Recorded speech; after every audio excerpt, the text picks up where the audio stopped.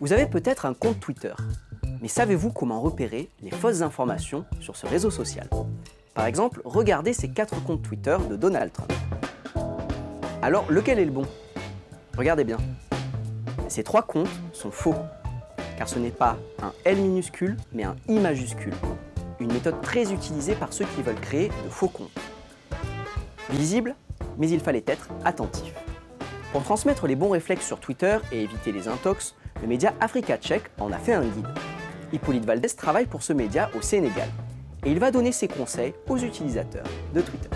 La première chose que je conseillerais, de toujours vérifier si le compte qu'il suit est un compte certifié, c'est-à-dire un compte qui est accompagné d'un petit badge bleu à côté du nom.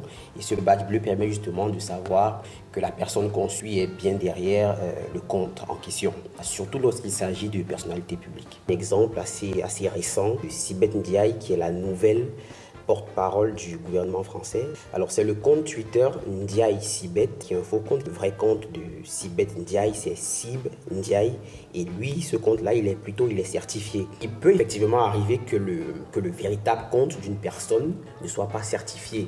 Et donc dans ce cas, ce qu'on conseille aux internautes, c'est de lire la biographie. Effectivement, un exemple en Guinée avec le compte Prof Alpha Condé, qui en fait, quand on s'intéresse à la biographie, est un compte parodique. À la fin du mois de mars, il y a un échange assez houleux entre ce compte parodique, je l'ai dit, et le compte du président de l'Union des forces républicaines de Guinée, M. Sidya Touré. Plusieurs médias ont pensé qu'il s'agissait justement d'un réel échange. Un vrai compte du président guinéen, c'est Alpha Condé PRG. C'est un compte qui n'est pas certifié, mais qui est le compte officiel du président guinéen. Et à côté de tout ça, il est aussi nécessaire d'observer la photo de profil du compte que vous souhaitez suivre, surtout lorsque vous ne connaissez pas la personne, parce que très souvent, on peut remarquer que voilà, des gens utilisent de fausses photos, qu'ils prennent sur des bases de données ouvertes. Ces comptes sont souvent des comptes à travers lesquels certaines personnes profitent pour en narquer d'autres. Il est important aussi d'observer l'activité du compte qu'on souhaite suivre. Il y a 2 principaux outils que j'aimerais conseiller aux internautes. C'est l'outil FollowerMe et l'outil Botometer, qu'ils vous font un diagnostic en fait de l'activité du compte en question, surtout l'activité heure par heure. Oui, on sait qu'un humain a plutôt tendance à dormir dans la nuit.